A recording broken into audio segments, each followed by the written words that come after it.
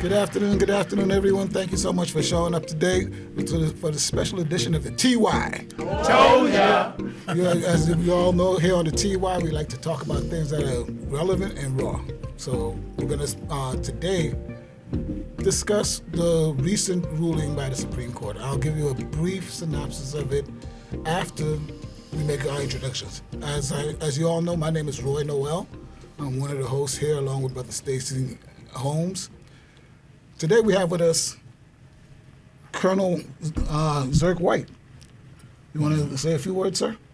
No, I'm just here to listen and to understand what's going on, because I really haven't paid much attention to this activity. So mighty fine. I want to become abreast of what's going on. So that's why I came to listen. So we thank you for showing up, sir. We appreciate it. All right. Named Theodore Jones, a member of First African Methodist Episcopal Church here in Manassas, and also I'm a retired. I'm gonna say it again. I'm a retired human service specialist. Hi, Ralph Smith. I am a member here, and been very active in the community all my life, really. Reverend Kenneth Young, member of the ministerial staff here and active in the Sons of Allen, served in pastoral ministry for 30 years. Seems like I've been in corporate America for forever. Again, welcome all y'all. Thank you for showing up today. We really appreciate it. So as we said before, we're talking about the recent ruling by our Supreme Court. And we all know that the Supreme Court has a supermajority. It is 6 conservatives to 3 liberals. And with this last ruling on Friday, they decided to take a knife to the throat of affirmative action. Some people are for it, some people are against it, but remember, what it's all about is giving equal opportunity to those marginalized communities. That was the premise behind affirmative action. The Supreme Court now says that colleges, in particular Harvard and North Carolina, cannot use race as one of the mechanisms for admission. So, unfortunately, we've seen what has happened in the past on the UC campuses in California, when California decided that it would disband affirmative action. And the minority attendance precipitously dropped right after that. And right now, the UC system is struggling to get disadvantaged youth into their system. So the question that we have to ask ourselves is, what do we do? What exactly, what is the response? How do we work on this so that we can be better represented? What exactly should we expect from this? Well, I think, as the word would say, you said the Christian thing, faith without work is dead. And I believe that as Christians and people who believe in Christ, that you should always be involved with things. I look at this church, I look at the African Methodism, and you see how this church was raised. It came out of racism, unfortunately, but it did.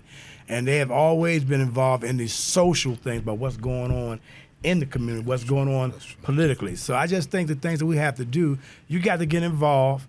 You got to make sure that you are abreast about what's going on. You got to make sure that, like I said, the pastor got the divorce thing. We got to go to these things to find out. I agree with different of opinions. Yeah, you're supposed to have different of opinions. But I just think that when some things go to the extreme, then I think that's when, as Christians, we must stand up and we must make our voice known to people that, in this particular case, I don't know about the other panels, but that I disagree about what the ruling was. And that's the question. Do we agree or disagree with what was decided by the Supreme Court? Thank you. That decision, the affirmative action decision, I don't agree with it. But what we have to be mindful of, let's back up to just a few minutes ago. Pastor talked on trust in the Lord. We have to have hope and use our trust and work, as Theo said. This week or over the last couple of weeks, we've been gifted by the Supreme Court with 3 or 4 decisions that leads me to believe we can't stovepipe it. because one goes on the other. But it all, and maybe in our conversation today, it all to me goes back to one in which God gave us a glimmer of hope, and that is we got a favorable decision from the Supreme Court regarding redistricting. And affirmative action, the abortion decision earlier, the LGBTQ decisions, all go back to one basic thing: working in the community and voting and having people active in the community. And so I'm looking at, again, the decisions, the affirmative action decision bothers me because of some reasons I alluded to, but let's keep in mind that there is hope there. We've lost probably the opportunity to get immediate reversal of some of our standings, but we haven't lost the opportunity to get the results that we had hoped from affirmative action. That one bothered me the most because I don't think people understood what affirmative action was intended to do and what it was doing.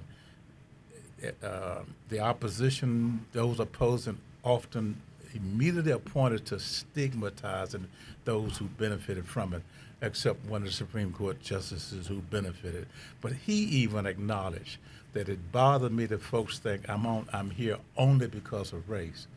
Well, that's a stigma you can attach to anything. People will say that to families who use the snappy tags that they are poor. No, they have a need that that's filling.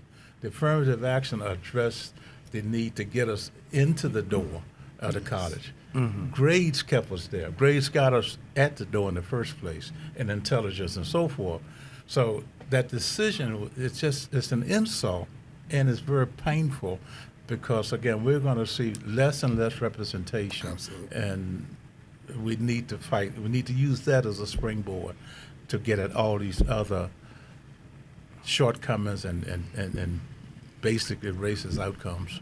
There's so much that's attached to affirmative action. That's the thing. So, well, Colonel Wade, just out of curiosity. So, again, we know that with this ruling, the way it's presented to us, it seems as though it is just to address these, just the black race coming into college. But there's so much more to affirmative action. The question that I have now is, with this ruling, does that mean that that businesses can say who they want to serve, who they want to have and promote their business? I mean, there's a lot more to it. So I was just wondering, what is your take on this whole affirmative action thing, the ruling? Well, let me say this. I have observed over the recent years an uptick on a great deal of anti-affirmative action because everyone, others or other, have begun to feel that it pertained only to African Americans. In my judgment, affirmative action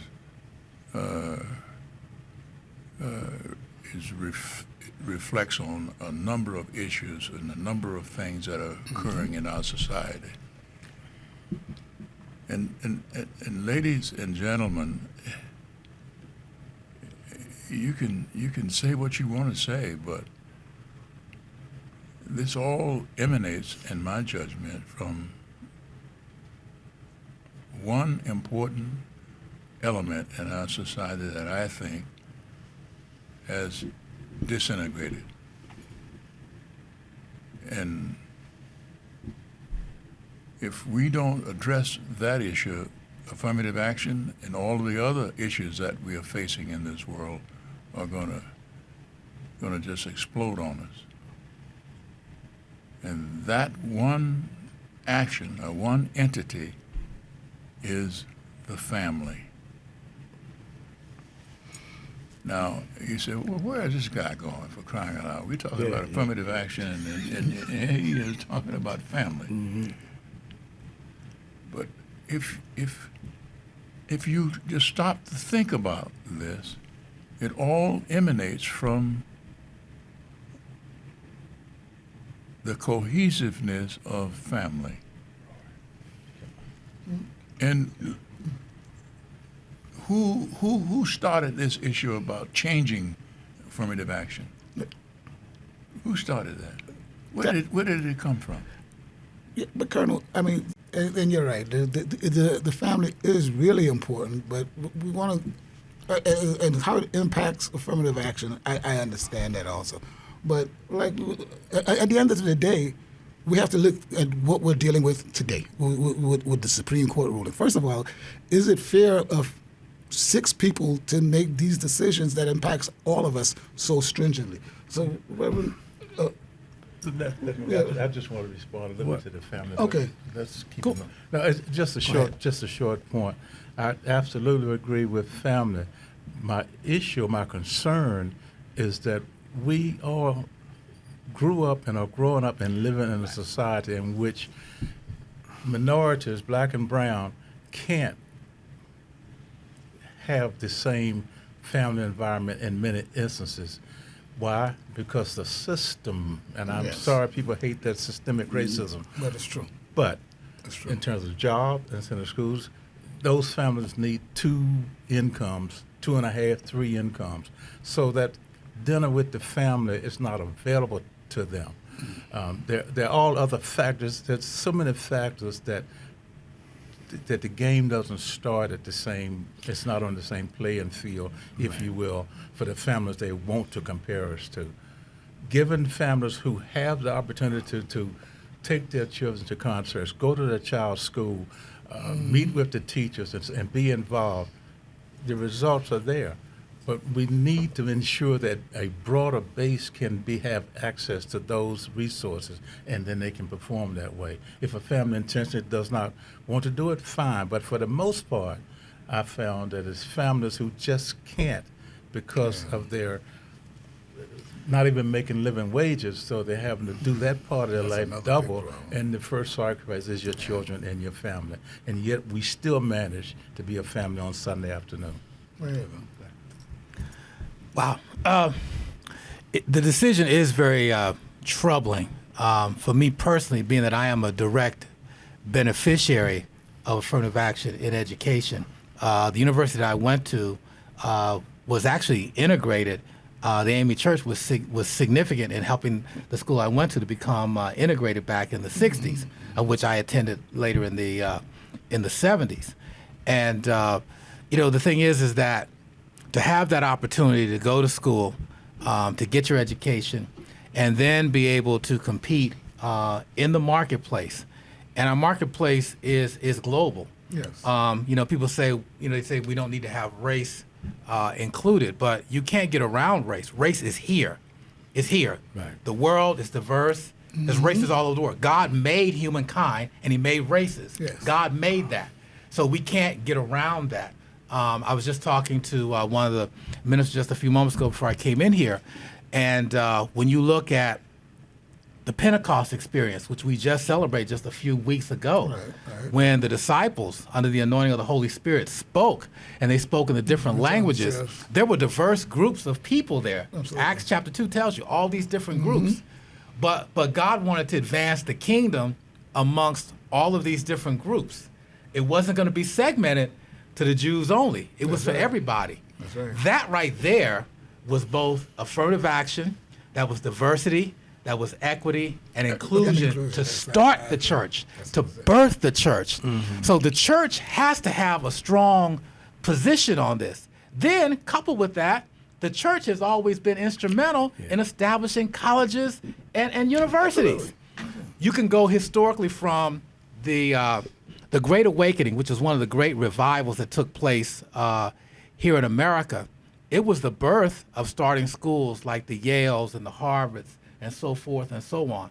And then, of course, you fast forward down to the formation of our denomination, the African Methodist Episcopal Church. What was one of the major things that we did? We started schools, colleges, universities, and seminaries because we value education.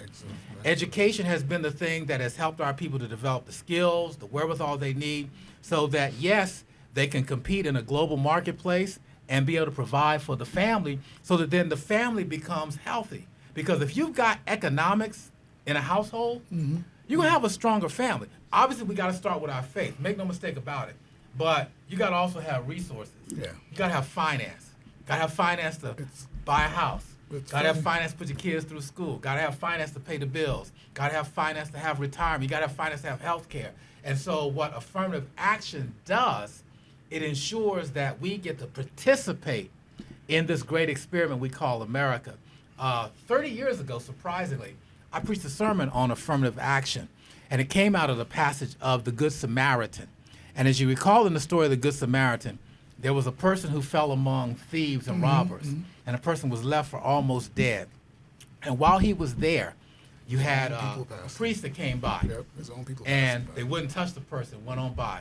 Another person came by, wouldn't touch the person, went on by. But then the person who was a Gentile, non-Jew, took the person, bandaged him up, healed him, put him up in a hotel, paid for his room and board, said, when I come back, if there's any more expenses, I will cover for that. That was affirmative action because it's intentional. You've got to intentionally decide, hey, we got to bring everybody to the table. We got to bring everybody into the academic system. We got to bring everybody into the economic system so that our country can be a better place. Because the rest of the world does not just look like black people and white people. The rest of the world looks like a whole lot of other folks. And I'm sure, Colonel White, you served in the military. My dad was career military, traveled all over the world. And one of the things he always instilled to me and my brothers and my sisters said, look, you got to learn how to deal with all types of people. And one of the reasons that my dad wanted me to go to certain types of school, because he wanted me to have a broad academic experience. He wanted me to have a broad exposure to a lot of different peoples. And it wasn't just about race alone, but viewpoints. Because affirmative action, diversity, inclusion, and equity is about different viewpoints. And we bring viewpoints, we bring value to everything, and that's important. I just wanted to pick up on one little spot that you mentioned about the schooling and affirmative action as a whole when it comes to accessibility. It's so funny that you mentioned the A.M.E. church. If you read our history, as the church was set up, there was teaching in the barns and in that's the whole thing with the anvil. That's where Richard Allen laid his Bible. Well, who do you think that they allowed into those barns when they were teaching? The overseers' kids, the white kids. That's affirmative action. They were teaching everybody. Now here we have the exact reversal with this ruling. Get this. With this ruling, they said you cannot consider race. However, legacy students is perfectly fine. So if your daddy went to Yale, you can go to Yale. If your daddy went to Harvard, you can go to Harvard. Is that not affirmative action? Whether you're able to actually meet the standard or not does not come into play. It is whether or not your daddy got his name on a building. That will get you into the school. Yeah. That to me is unfair. Yeah, it will. And also, yeah, you're right about that because basically when I heard it, I just felt based on this court it was going to happen. Oh, yes. And the President Biden says a lot, and I agree with him. America is a great country, but we have a lot of things that we have to work out. And one of the things we have to work out where I think people have a tendency, they tiptoe it around, that's racism. Yes. Okay, it's racism, and people don't want to deal with that. As long as we don't try to deal with that, we're going to constantly have conversations like this and things happen. I was listening to a program where they were saying that soon when affirmative action was passed, you had people that same day getting ready to figure out how can they strike this down. Absolutely. How can you strike this down? So in order to make you strike it down, you had to get that, as I say, you got to find the right combination. Yeah. They found the right combination. Yep, and because they found that right combination, now here we are trying to deal with things that we thought we would never ever dealt with before. Mm-hmm. But we all know, and I definitely know by going to these universities and stuff like that who's going to be making those decisions? Who the majority of people going to be making those decisions? Yeah. You got to be looking at that. Who's going to be making those decisions at those Ivy League schools about who's going to be entering their schools and see it? who's going to be looking at it? People on the You board. have people on the board. So Yeah, once just again, saying. you know and I know that action that has been made is going to be fewer and less of African American young men and women getting into those universities, not based on their merit, because No, academically they can do it. Their test scores, they can do it. So basically, you're finding yourself, okay, you're going to tell someone black, take away your history. Your history is you. It's part of you. So you bring that to help, not to hinder. Exactly. And I think people have a tendency of don't want to talk about that. But this situation, which I think had opened up a can of worms that they don't want to, I think they're going to find it not like they want to do, because affirmative action, I only dealt with African American women. Like they dealt with women, a lot of women got on affirmative action. So as Christians, I just think we got to continue on work to do. keeping the dialogue. We got to get involved. We got to be exposed, and we got to call things the way it's supposed to be called. Any comments from the audience, by the way? Theodore, Yes, I Brother just White. want to reiterate what I said. Okay. I agree with everything everyone is saying here. Okay. But you see, we're overlooking the big picture. You see, we're grabbing straws. We're going up there getting all these straws. But the basic fundamental issue is family. This is where it all starts. A solid family. It doesn't make any difference about what happens. But Colonel White, can I ask you a question? No. Let me see. I want to get Go this ahead. thought out, and Take your time. I want to share with you. I had 5 brothers and 2 sisters. There were 8 of us in our family. And my mother never went to school, except she went for 1 week to replace her sister because her sister was ill. And my father never went to school. And they got married, and they were cohesively together teaching us about, and they knew about, and in the panhandles of Florida, there was extreme racism there. But my father and mother worked so strongly with us as their children to explain to them, don't let that hinder you from moving ahead. Now, but the point that I want to make now is this. Mothers and fathers are no longer together. Fathers walk away, and mother says, I don't need no man, because, see, affirmative action is giving her the opportunity now to go get a job, and she can work. I don't need no man. And as a result, that man who's, well, let me back up a minute. Well, Colonel White, let me just stop you for a quick second, because we hear what you're saying, and we do agree that family is crucial, and family is very important. Yes. And there are some situations and some occasions where that's exactly the reason why people are in the situation they are. But there's also situations, and I heard somebody tell me this a long time ago, a young brother who was very philosophical. He said, I know a lot of positive brothers in the hood. I know a lot of brothers that get up every day and they put in the work. They do the work. They go, they search for jobs, they look for things, and they come home at the end of the day beat down because they don't have any opportunities, any chances, Because of or the system. anything. Because of the system. So the question that I want to pose to this panel is, as believers in Jesus Christ, like we said, everything that we want to do is to lift up Christ. So when you do see something that is an injustice, that is wrong, like you said, there was a lot of racism. How do you deal with that as a believer? Because as a black man, as a father, I'm also a believer. So I look at this and I go, my son may be affected by this.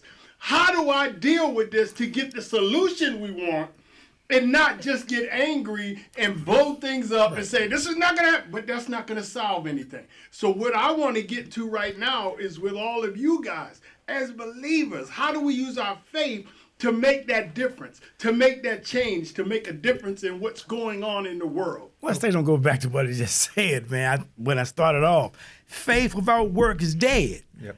Okay? You can have all the faith and you can have all the believers as you want, but if you don't get out there and work and get involved, it's dead. So you got to make sure that you are aware of what's going on. You got to make sure that you teach people what's going on in the church, outside the church, having things like this. You got to have the opportunity to express yourself. You got the opportunity to look at stuff for what it is. Agree and disagree with each other. That's okay. Exactly. That's all right. But as long as you stay in the game, and as the Reverend was saying earlier, and as Brother Smith was saying earlier, vote. Vote. Absolutely. You got to encourage people to vote, because the only reason those folks up there because someone voted a president in, they got him in there. Okay. Teach, That's it. Teach. Yes. Where does teaching start? At home. At home. Teaching start at home. Home and with the children, and who does that except for the mother and father and the family. But Colonel White, what happened if you teach and you teach, right? You got taught, I got taught, everybody here got taught. All that family Then you told have us, to go out there, encounter don't them. do it 100%, but you got to do it 110%. So then you No, go no. out there, hold on, then you go out there and do what you're supposed to do. Then all of a sudden, you get the grades, you got the credentials, you got everything, but then as soon as you get to the door, someone else behind the doors is making decisions regardless about what you was taught at home, regardless about that you can't get into this university because of some sort of reason. Yeah, that's the thing you got to deal with. And not only that, That's the point that to break it down. I mean, think of this. We had to, in many instances, all instances, like when I was growing up, go through the back door. Yes. Yeah, we got to where whites were and everyone else were, but we had the back door to go through. And once we got in, we still did not have equal access. Exactly. You go in the back door to the theater, you couldn't go to the concession stand. And so one of the things we're just asking, what I'm asking, is we can all relate to the phrase, get your knee off my neck and let me walk into the admissions office. Affirmative action, all I want affirmative action to do is to get me on campus, Right. get the door open, and accept my paperwork. My schooling and my parental upbringing and all of that, my preachers, my fellow churchmen, all of that's behind me. And I guarantee No, I you, need to if get you in the just door. take your knee off my neck and let me into school, I'll take care of everything else. not gift me into school, read my paperwork, my credentials the same you read his credential or your son's credentials, and accept me based on that.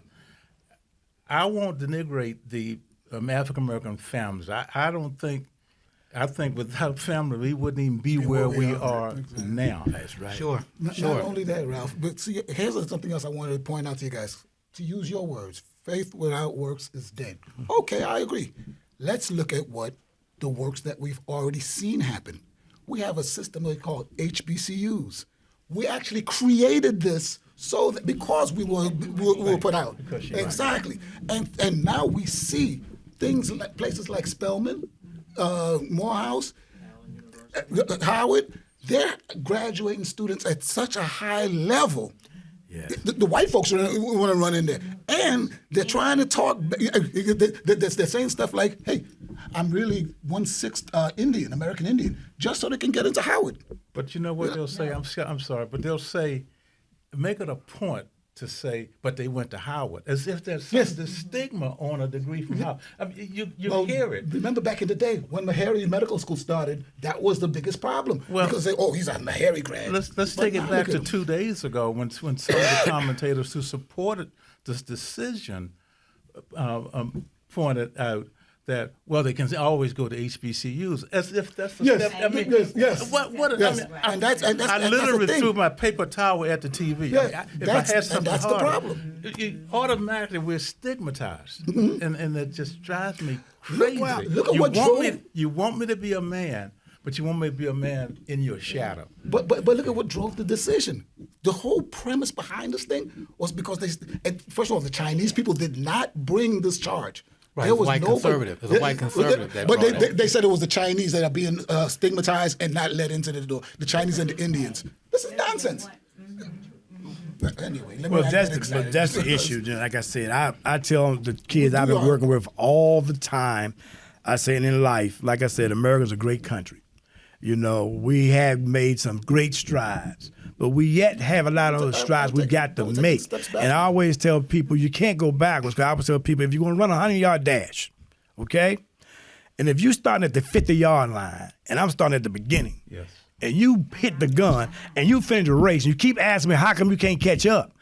Well, you're 50 yards ahead of me. That's how the reason why I can't catch. I want you to come back here with me, and let's run this race together.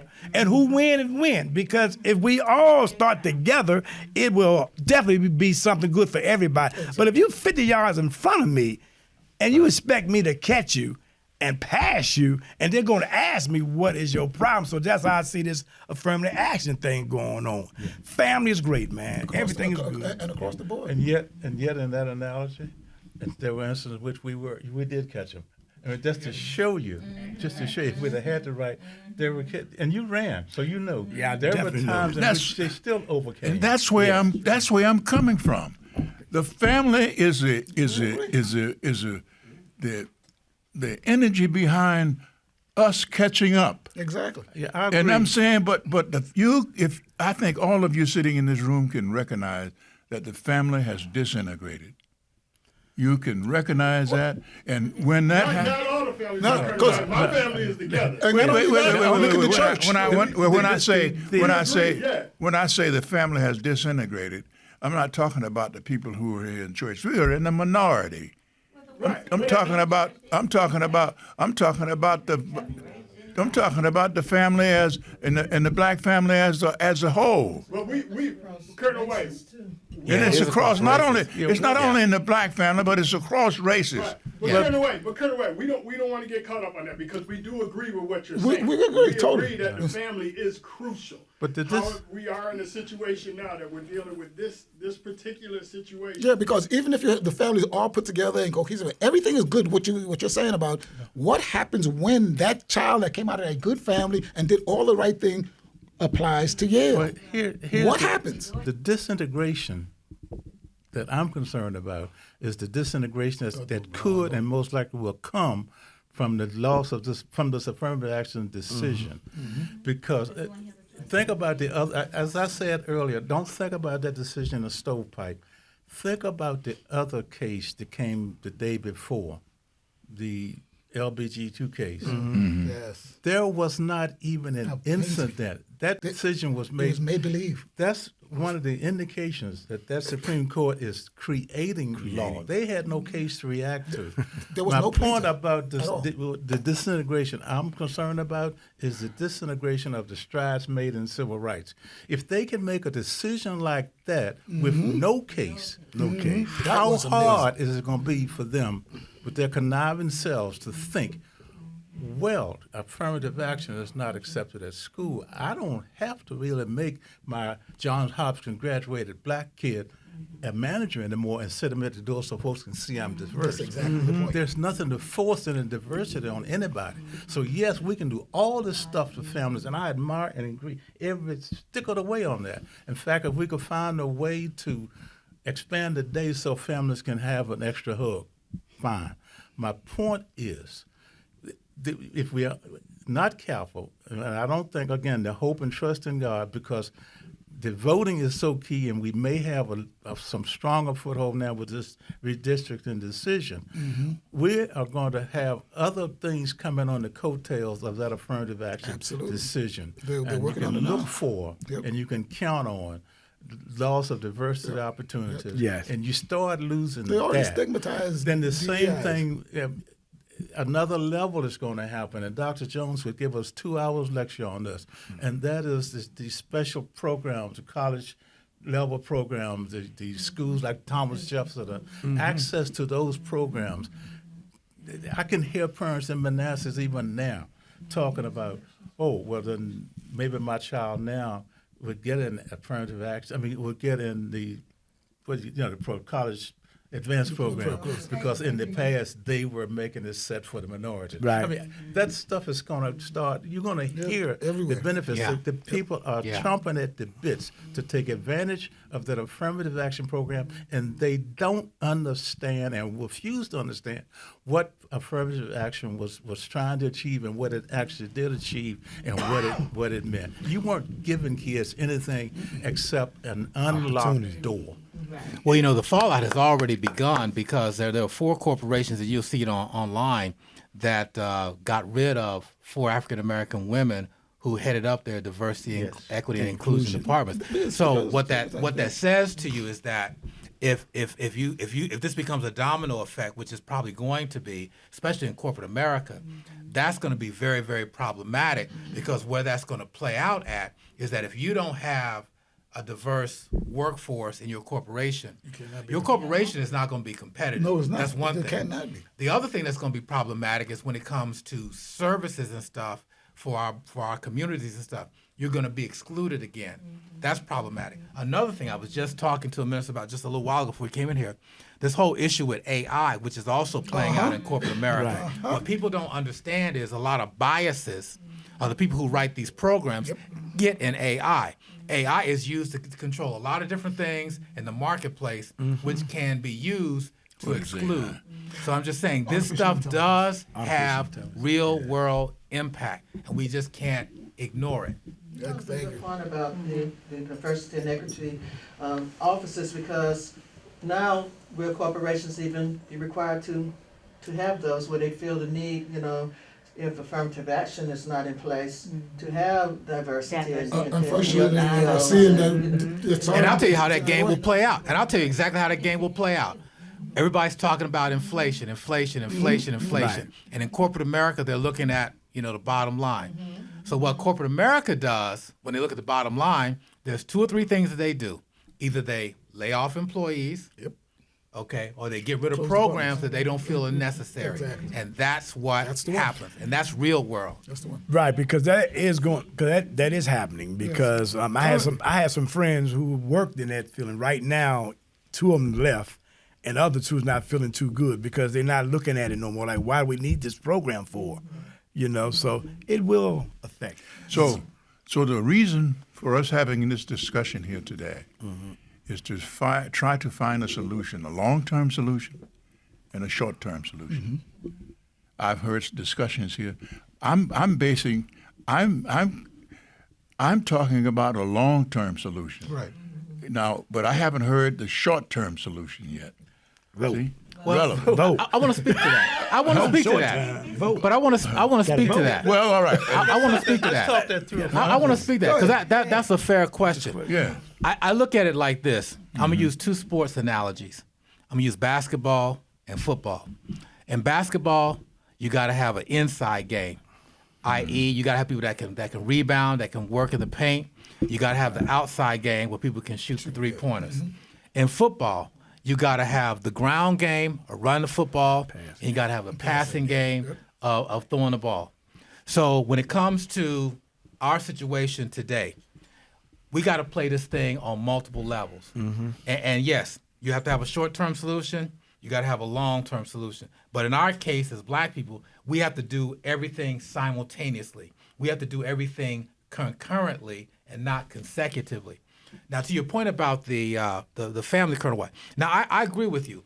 We do have to continue to strengthen families. Absolutely. That is a foundation and a bedrock for our communities. Make no mistake about it. You won't get no argument from me on that. But where the church has to play a major role, and I'm speaking from having been a pastor for 30 years. So in the church, we got to be like Apostle Paul says. We got to be all things to all men. So the church, we got to support our families and build the families up spiritually in that way. But then also, too, the church has got to play out in this social context where we've got to be active politically. We got to speak truth to power. We got to engage the power structures. We got to speak to others, and we got to do it at the same time. We got to also build people up spiritually at the same time. We got to also represent folks at the same time. We got to also minister to folks at the same time. I use the analogy that when you're an African American in corporate America and you're fighting these battles, you have a hammer in one hand and a gun in the other. The hammer represents working, the gun represents fighting, and you got to do it at the same time. Our Caucasian counterparts don't have to deal with that because they got privilege.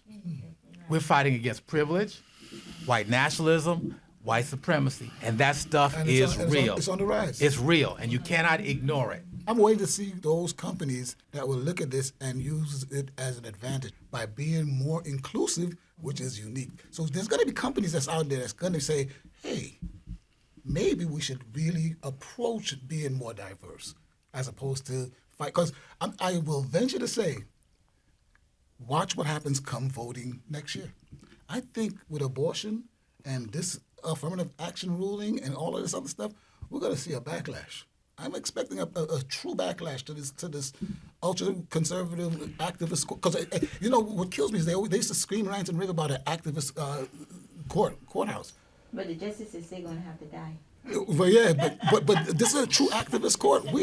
These guys this is the only court in the land that has no ethics committee. Well, this is why I say we need two solutions. And Reverend, I don't disagree with you that we can't do them concurrently, but we need to identify them and clearly outline what is composed of those two solutions: the short-term solution and the long-term solution, and who are included in that.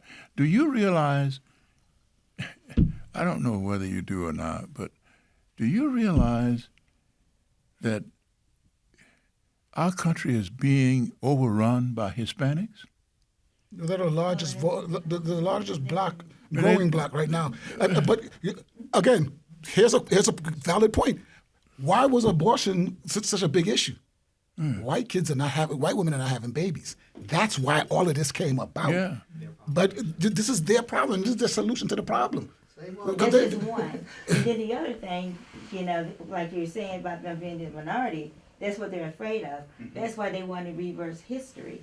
That's why they want to get rid of the books. Yes, the AP courses. That's from the schools, because they don't want to hurt their kids. You know, they don't want their feelings hurt. They don't want them to know the real truth. So we have to stand firm on our history. We have to make us proud to be black. That's the other thing that we To got. go with Colonel Wright, the Colonel's right. The family has to be proud. They have to be cohesive, and they have to know what their history is. You're absolutely correct. But not only that, I always think, you know, especially these conversations here, I chuckle all the time because history already done shown us. They had these conversations way before we was even born to get us to where we are right now today.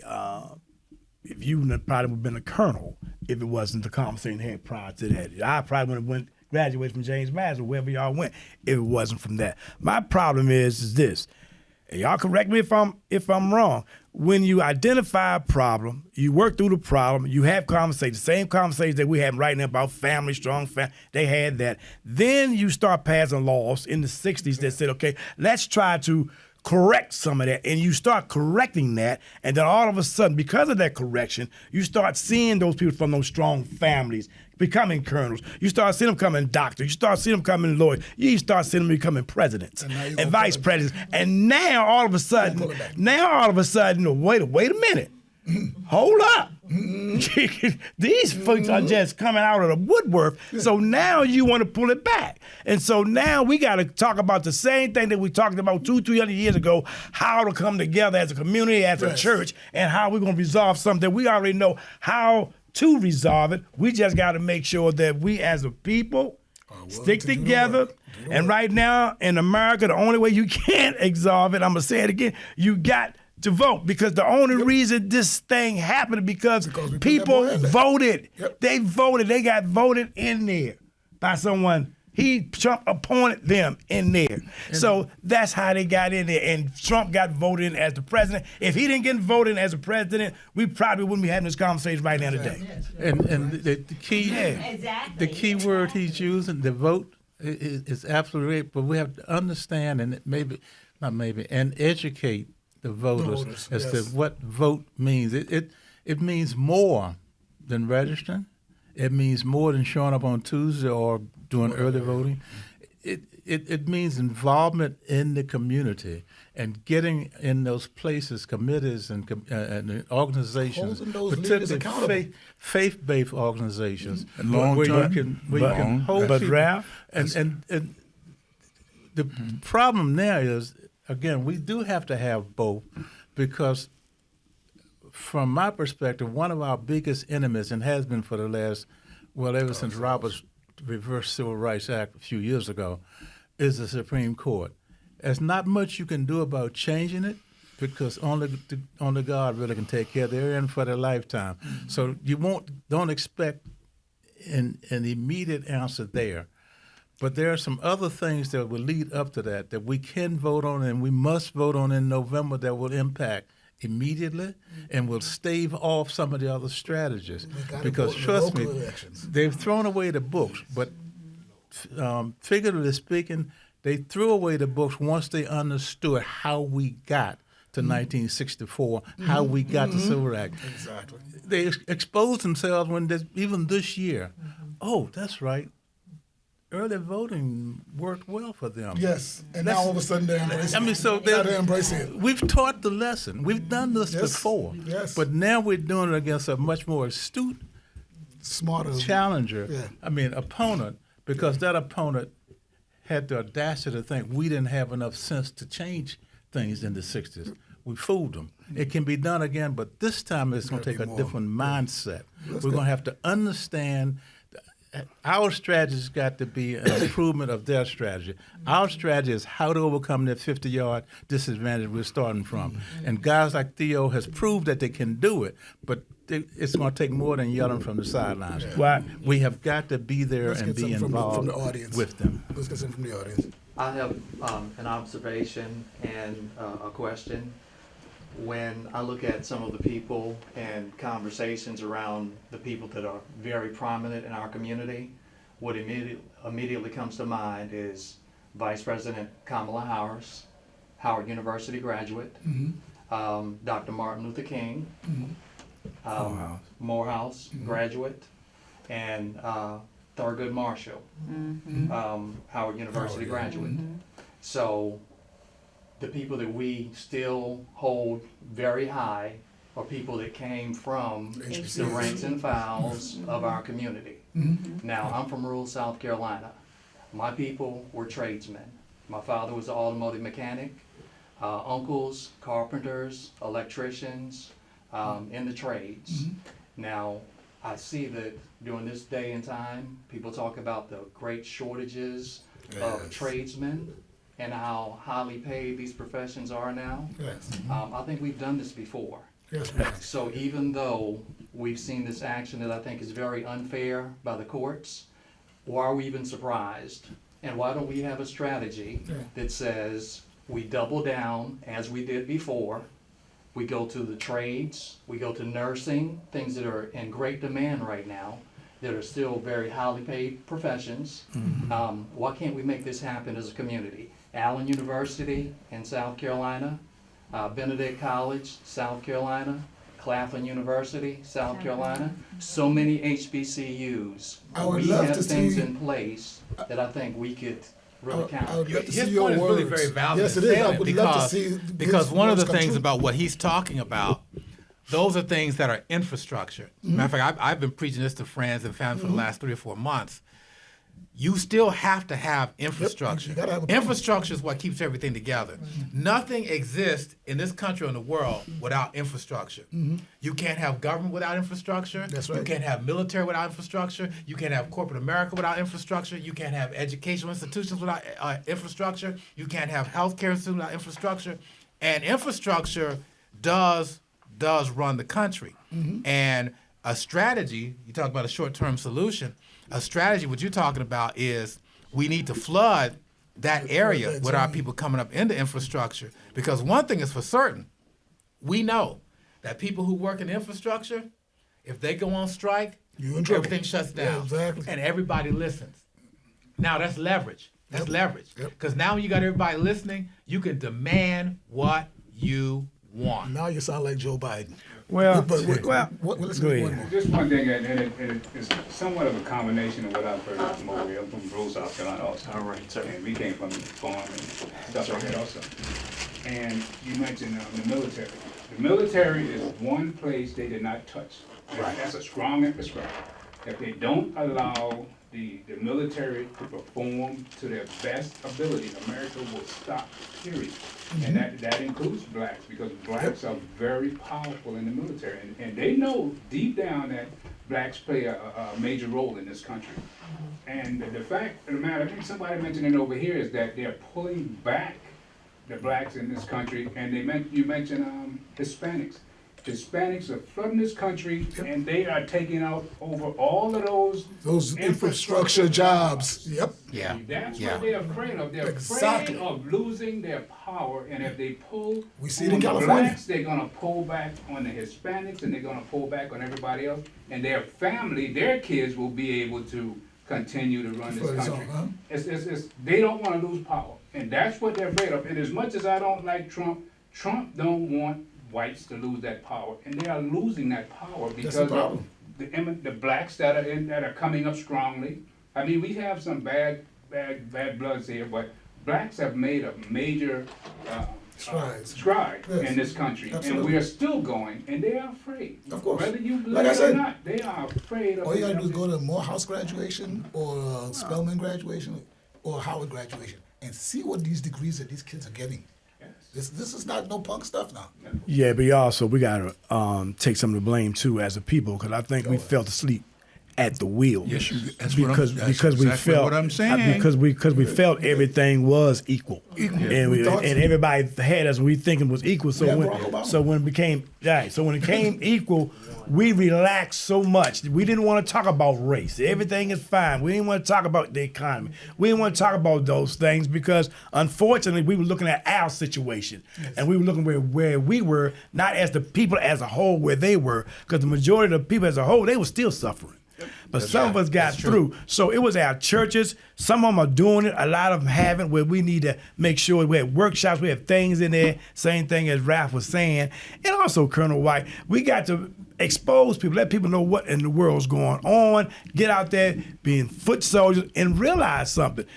This is going to be work the day that we die. We still, our children, grandchildren probably going to be fighting the same fight here, you know? You're right. And you know what? I just want to bring up a real life situation where we're talking about higher education and this whole Supreme Court ruling. Back in the 1930s, you've heard of Lucille Bluford, right? The Kansas City Call, Kansas City. Lucille Bluford graduated from the University of Kansas Honors. She applied to the Missouri School of Journalism. They denied her entry because she was black. So she took them to court and she sued them. And I believe I don't know if it went to the Supreme Court or not, but she won the case in court. You know what the Missouri School of Journalism did? They shut the whole school down. As opposed to letting this student, who was an honest student, who was an icon when it comes to education, they shut the school down. That's how deep racism is. Now, here, fast forward 40 years later or whatever, where now she's an honorary doctorate from the University of Missouri because they realized how messed up that was. That's what we're dealing with when it comes to this racism. So affirmative action was created to solve a problem, like you said, to address situations. And so now it's being attacked, but we have to make sure. Yeah, but I just want to say this is my last time. I get ready to go. My thing is this. I'm going to say it again. We did let the ball down because, number one, when that thing happened, that affirmative action, when they did that thing about what we're going to do, I'm looking at this right here. This church, we should be in a sanctuary with this going on right now. It should be packed. It should be packed because I don't think people understand the impact of what just happened. So you go on your daily life like everything is fine until it hit your side of the head. Then you want to react. You want to react. But we need, when you say this thing, my thought, I said, gonna be back up in here because that thing hit me like whoa. Yeah, I was like, in the classroom, I said, that's not big enough. But you made a good point, but also with it being recorded, with you all speaking your power the truth and being able to broadcast it. Yeah. So we're utilizing the technology. bigger Yes. congregation. sure. So getting that word out about the TY and getting the word out that's what the broadcast is about. Yeah. Getting social media, putting No, it out remember, there. we're starting to use the technology. So we're not going to Yes. stifle it Right. to the church, you know, and even people within the congregation may not be receiving it, but there may be someone out there, In this virtual you know, world. who Yeah. it inspires. We'll to- play clips of this in the worship service so other people can see what we've done here. That's a good. Yeah, because Yeah. home need to But be taken care moreover, of. And let it go viral. But Put moreover, it on all the platforms. moreover, I think what needs to come from this meeting is a committee to address this problem that we've discussed here and I think no one disagrees that we should discuss it from a long-range standpoint Yes, yes. and a short-range standpoint and definitize how the community, the church community, Can approach it. can approach it. Yes, I agree. And so, And to Theo's point, the church through the 60s got us to where we Yes. are. Yeah. And we really need to Utilize that look at that platform again. and some ways to do that, because the role it played then, the key role, I mean, it was our sanctuary, it was our hotel, it was our restaurant, everywhere. all of it had to play all the roles. We not necessarily that now, but we do need the role they played from the sanctuary and in their fellowship halls, because there were a lot of lessons and there were a lot of things taught there, and it's kept you spiritual. Well, the benefit of the church- I'll take one more from the audience, and then we'll get ready to wrap it up. And to come full circle to Pastor's sermon this morning, lean not to your own understanding, in all your ways acknowledge him. And also, it reminds me of Acts 8 with Philip and the eunuch. That's affirmative action where the Sure, eunuch, absolutely. God told him to stand by that chariot, and he's reading. He didn't understand. And he was like, do you understand what you're reading? Do they understand what's going on here? Yeah. And Yeah. help them understand. So Philip was able to help that eunuch understand what he was reading in order for him to understand what he needed. And that's what we are doing here, helping people understand what's going on and what's needed. So to be able to put that out in a broadcast, I believe it's going to be a powerful resource for people to get that understanding. Well, you know, what I just want to say finally, the benefit that the church has is that because the African American church, we're an independent entity. We're not controlled by anything external. You know, we're not tied to any corporate interests. We're not tied to any government interests. We have our interests, yes. We're connected with God. And because of that, we have a unique position and a power that we can utilize that not only our white counterparts can't do. Because make no mistake about it, whether it's the Southern Baptist Convention, whether it's the Episcopal Church, whether it's United Methodist, all these other white denominations, there are things that are tied to them. Okay, they cannot speak as freely as you hear us speaking here. Exactly. And so that's what helps our people. That's why the church was able to propel our people back from the days of Richard Allen even to the present day, and we'll continue to be able to do that. And so the church has to play a major role. We cannot be on the sidelines. We got to be right in the thick of things because we bring the people with us. But it starts right here. Exactly. And we need to get a committee together Yeah. and draft up some. Well, I'll tell you, Colonel, I will be definitely trying to talk with you, and because I think you're absolutely right, and yourself and other members need to be part of that committee because it is about us. So I just want to say thank you, because you guys did not have to come here today. I appreciate the input. Let's try and do this again, because remember who we are, TY. Oh, yeah.